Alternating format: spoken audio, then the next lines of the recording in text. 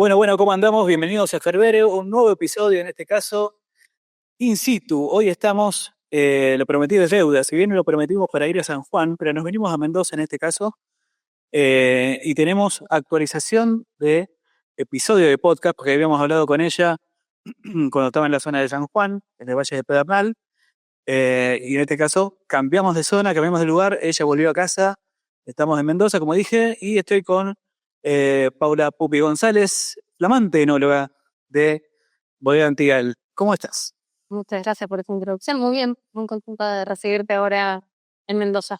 Bueno, gracias por la recepción. Y bueno, como decía, un poco actualizarnos de qué has estado haciendo estos últimos meses, digamos, porque en el episodio anterior que habíamos hablado con vos, habíamos hablado eh, de San Juan, de otro proyecto, y ahora estamos en Bodega Antigal, ¿sí? Que te ha recibido. Y bueno, ya estuvimos probando algunas cosechas que vamos a hablar un poco más adelante, la cosecha actual, mejor dicho, la 2025. Pero bueno, ¿qué ha sido este cambio de terruño? Bueno, la verdad que súper contenta, siempre digo, es un nuevo desafío. Si bien es volver a Mendoza, a mis orígenes, es estar en una bodega con una nueva impronta, con un nuevo desafío, el conocer eh, diversas locaciones más en detalle, quizás por lo que es Valle de Uco, Hualta Tarí puntualmente, que es una de las zonas donde tenemos viñedos en Valle de Uco, que la verdad que tiene un potencial enorme. Y bueno, y también tener la posibilidad de trabajar con algunos productores asociados de diferentes IG también nos permite abrir el abanico acá en bodega y mostrar el potencial de cada zona. Contarle un poco al público, un poco lo que ya estuvimos hablando, pero bueno, más o menos cantidades de litros, cantidad de barricas que tienen.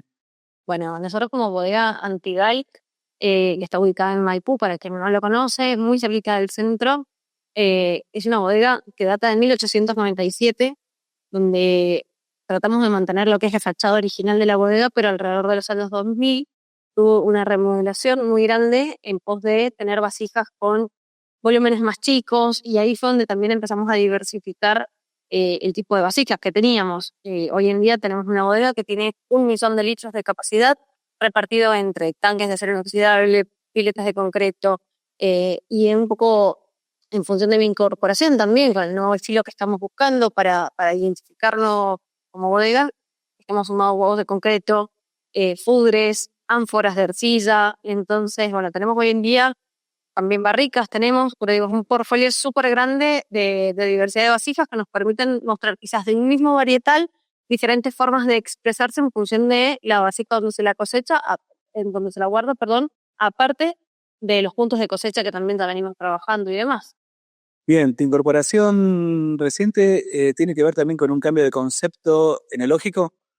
Sí, 100%. Es un poco el cambio que la bodega estaba buscando, como una nueva identidad, con un posicionamiento más fuerte todavía en el mercado, porque la bodega ya venía creciendo, pero es decir, que estoy en búsqueda de un nuevo estilo y bueno, un poco conociendo mi expertise, con cómo trabajo, donde para mí es fundamental decir, el vino nace en el origen, nace en el viñedo, es que se ha conformado un equipo muy lindo de trabajo.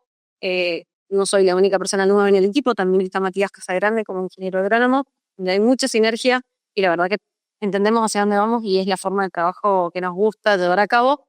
Así que sí, se ve un nuevo estilo, un nuevo cambio de a poco, pero siempre un poco escuchando lo que es las tendencias del mercado, hacia dónde queremos ir, tratando de ser más exhaustivos en los puntos de cosecha, bajar algunos grados alcohólicos, nada, como un cambio integral, ¿no?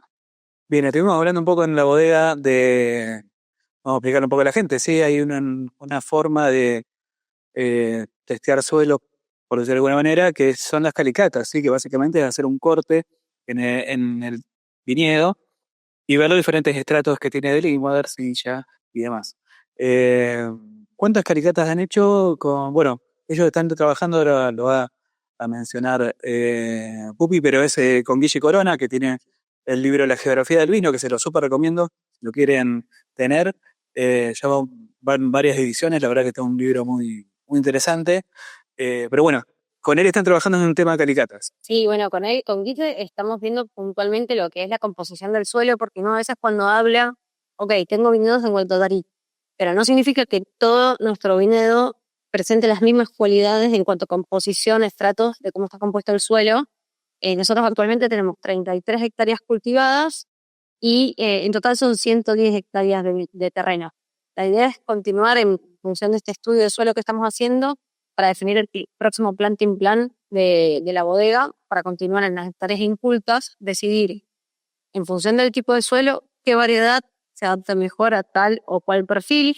También eso está en función de la exposición que queremos al sol o no.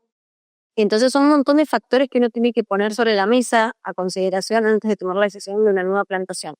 Y esto también nos ayuda para entender, ok, lo que ya está plantado, ¿qué perfil de suelo tiene? ¿Cómo son los polígonos? ¿Dónde está el límite de cada parcela? Nosotros históricamente siempre hemos tenido un cuadro de Malbec que va para nuestro vino ícono. Puntualmente este año vemos que si bien son 2 hectáreas, un lugar súper chiquitito, pero vemos que no se comporta la planta vegetativamente de la misma forma. Hay canopias, lugares donde la canopia era más alta o más corta, que bueno, todo eso está también relacionado con el perfil de suelo. Si la planta tiene mayor material fino, que puede explorar más fácil, o tiene algunas rocas que tienen algún impedimento, entonces, bueno, no solo estudio de canopia, sino como decía, estudio de suelo, estudio de microclima, todo eso nos ayuda un poco a entender lo que tenemos y a un futuro hacia dónde queremos ir. La realidad que no podemos tampoco hacer oídos sordos a lo que está pasando en el mercado. Como bien decías, hay una baja en el consumo importante. Creo que Argentina está atravesando una crisis, la peor crisis en su historia en cuanto a consumo per cápita.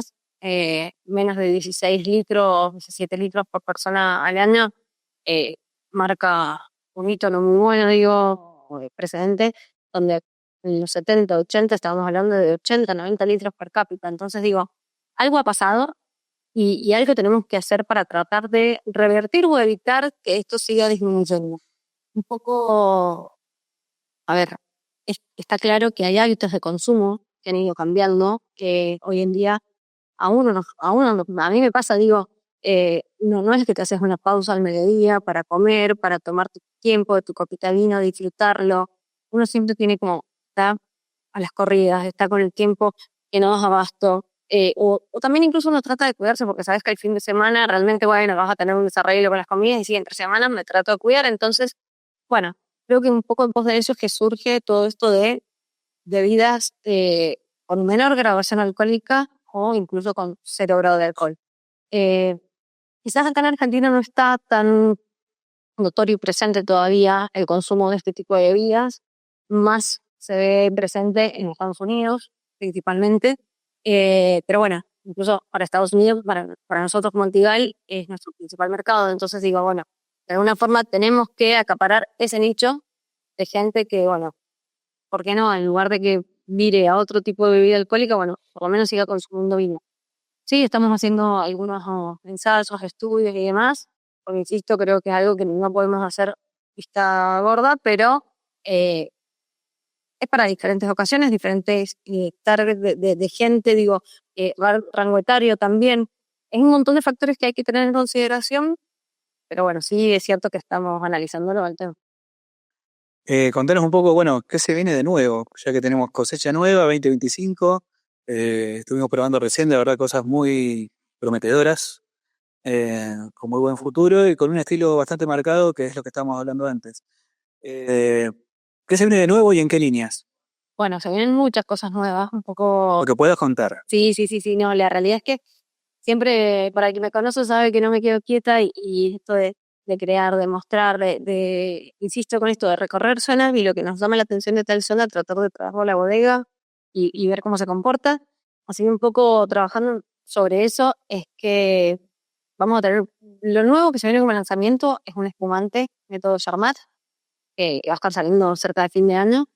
Súper interesante, son uvas Chardonnay y Pinot Noir, uvas de Valle de Uco 100%, de Gualtasarí y de Altamira, principalmente. Pero también hemos estado trabajando sobre una base de espumante método Champenois. De hecho, son 2 diferentes Champenois que vamos a tener, pero bueno, ya esto será para el año que viene y más a futuro porque la idea es que esté mínimo 12 meses sobre borras e incluso hasta 3 años en algunos casos.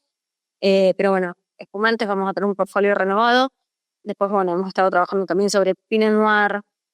Bueno, un semillón, que para nosotros esto de descubrir viene de 2 zonas, me pareció súper enriquecedor. Tenemos estamos trabajando también con un viñedo de Vistalba. Es un viñedo súper antiguo, donde plantaciones de más de 80 años. La verdad que me tomó muchísimo la atención cuando lo recorrimos y el hecho ya de probar la uva te marcaba que iba a ser algo diferente. Así que tenemos un semillón de unos 80 años que también va a salir al mercado. Y en el brillo también estamos trabajando. No sé, son varios productos que hay en la cartera que, bueno, que de a poquito yo creo que en el 2026, cuando más notorio se va a hacer todo el cambio, pero por eso también viene acompañado de un nuevo packaging y demás, que hay que estar atentos. Contame un poco, bueno, ya le hemos hablado de esto, creo. ¿Cómo es la actualidad siendo mujer, estando con un cargo súper interesante, como has estado en otros proyectos? El papel de la mujer en el mundo del vino actualmente. No, a ver, es una pregunta que me hacen bastante, pero digo, bueno, ahora que esto todos los años se ve cada vez la mayor presencia de mujeres en el mundo del vino, está buenísimo porque, insisto con esto, aunque el vino está más allá del género, siempre lo digo, eh, vas a disfrutar de una copa de vino y lo que menos pensás es si la dice un hombre o una mujer, o sea, lo que pensás es disfrutarla y que el vino te conecte y que te transmita y que te lleve a lugares. Eh, en mi caso particular, siempre he tenido la suerte de trabajar rodeada de hombres y nunca ha sido un impedimento para mí el poder demostrar mis habilidades, mis capacidades y mi forma de trabajar, y creo que es un poco también va en uno, que te vas posicionando y puedes llegar a hoy en día ocupar el cargo que estoy ocupando, pero tampoco es que, insisto, que no todo se trata de uno, sino de los equipos de trabajo que uno va formando y que se puede quedar tranquilo, y la verdad que eso es fundamental para mí. Bueno, últimas preguntas. ¿Cuál fue el primer vino que hiciste? El primer vino que hice fue un Malbec, un bodega Casarena, de la zona de Luján de Cuyo. Así que ahí fue cuando empezó un poco, empecé a descubrir lo que era un Malbec de esa zona, con los aportes que tenía, y ese es el recuerdo que tengo. ¿Hubo algún vino, cuál fue el vino más complicado que te tocó hacer o que en el que pudiste participar? A ver, como desafío creo que fue base de Pedernal en general. O sea, fue entender un viñedo de altura, de un suelo muy distinto, puntos de cosecha súper lejanos a lo que uno estaba acostumbrado, empezar a hacer mucho seguimiento en el viñedo. Creo que eso fue como lo más desafiante. Difícil, ¿no? Pero es como que uno tenés que sacar el librito y decir, bueno, ¿cómo era esto? ¿Cómo hay que manejarlo? ¿Alguna complicación o algún desastre que haya pasado mientras hayas estado en algún emprendimiento trabajando? No, en realidad a veces uno tiene expectativas de que va a quedar el vino de cierta forma y la verdad que no. Eh, pero la verdad que desastre, no, por suerte. Fueron cosas solucionables, Sí, digamos. sí, sí, sí. ¿Cuál es el mejor consejo que te han dado en algún lugar donde has trabajado? Siempre destaco que tenía la posibilidad de trabajar con Pepe Galante, una persona que quiero y que admiro mucho.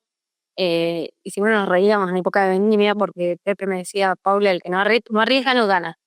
Me pasaba porque trabajaba con chardonnays, con levaduras indígenas, y a veces las fermentaciones estaban como un poco más lentas al final. Yo decía, no, que se me va a parar la fermentación, que no va a terminar de fermentar, y me decía, no. De hecho, después fermentaba solo el vino y quedaba buenísimo. Entonces me dice, viste, el que no arriesga no gana. Ok, gran frase. ¿Cuál es el vino más raro que probaste? Es lo más raro que he probado. Ya sea en Argentina o bueno, has viajado mucho también, así que Sí, eso. Me quedé pensando. alguna cepa rara o algo que te haya sorprendido. Que no me odien por la pronunciación, Bruna Berlina, que uno dice. La verdad que me sorprendió mucho la primera vez que lo probé, todos los aromas muy distintos a lo que uno está acostumbrado con una Prowein en Alemania, y que tuve la chance. Pero bueno, un poco después descubriendo cómo había sido vinificado, había sido una parte como si fuera con pieles, por eso también tenía algo un poco más de foco, más reducido, pero a su vez era una explosión después en boca cuando se abría, y me llamó mucho la atención. Bien, ¿crees que hay algún estilo de vino que está sobrevalorado en Argentina? Estilo de vino sobrevalorado. No creo que sobrevalorado, creo que como hablábamos recién, hay tendencias que van cambiando, y también en buena hora, porque digo, para la cantidad de vinos que tenemos en Argentina, con la cantidad de estilos que podemos llegar a encontrar, hay un montón de paladares de gente que están ávidos de esas cosas. sí ha ido virando, como decíamos, quizás hace 10 años atrás, hay gente que prefería, que buscaba vinos más concentrados, con más madera, más redondos, más sucrosos en boca, hasta quizás con algunos gramitos de azúcar. Y hoy en día el perfil de vinos va más hacia algo más textura, vibrante, energía, de identidad del lugar, que se expresa en capas, como que esté todo, sea todo integrado y que uno no digas, tengas una copia y decís, "Che, esto es coco vainilla o es nada", sino que cuesta encontrarle, pero porque hay tantas capas que bueno, que creo que va por ahí, pero no sé si sobrevalorado. Em, si tuvieras que tomar un solo vino toda tu vida, ¿cuál sería? Seipa. Y como buena argentina te digo Malbec. Y dentro del estilo, con madera, sin madera, con... No, en lo personal yo prefiero, soy amiga de la madera, pero siempre que esté integrada. Prefiero madera más que nada por el hecho de la microoxigenación, pero creo que también hay herramientas hoy en día, como le probamos recién en la bodega, huevos de concreto, ánfora de arcilla, que logran esa microoxigenación, al igual que una barrica, pero sin los aportes aromáticos de taninos. Entonces creo que bueno, por ahí va la mano. Igualmente digo Malbec, pero es difícil elegir uno. Es, Cabernet Franc también me encanta, y ni hablar de las blancas de Chardonnay. ¿Cuál es el principal error que puede llegar a pasar en las bodegas en general? Principal error en las bodegas. No, a ver, para mí es fundamental esto de no quedarse con el estilo que tiene la bodega y decir yo hago este estilo de vinos y cerrarse en eso. Por eso para mí es fundamental la apertura mental, la apertura de mercados, de salir, conocer qué está pasando afuera, escuchar al consumidor y un poco ser reactivos a eso, al margen de que la bodega tiene que tener su propio estilo, es lo que está atravesando Identigal hoy en día, que está buscando su estilo, su posicionamiento para captar nuevos adeptos, nuevos consumidores, pero de forma sutil también, como digo, tenés que estar escuchando lo que pasa afuera. Eh, ya vamos cerrando. ¿Alguna invitación que quieras hacer a la gente que está viendo, barra escuchando Sí, la nota? Obviamente, invitación para venir a la bodega por supuesto. y que te conozcan y te recorran, ¿no? Por supuesto, sí. Más que invitados a la bodega, como bien decía recién, la bodega está ubicada en Maipú, en Russell, y estamos a 15 minutos de lo que es la capital de Mendoza, súper fácil de acceso por la ruta 40, así que tenemos abierto turismo de lunes a lunes, al igual que el restaurante. Tenemos almuerzos en el restaurante, un menú por pasos, maridado con diferentes vinos de la bodega, y también tienen, viniendo acá, así que vienen al restaurante, también tienen acceso a visita y degustación de vinos de tanque y recorrido por todas las instalaciones, así que súper invitados. Bueno, cerramos este capítulo con Pupi González. Gracias por la invitación. Nos vamos a quedar dando un par de vueltas, así que nos vemos en el próximo episodio de Ferbere. Gracias. Gracias.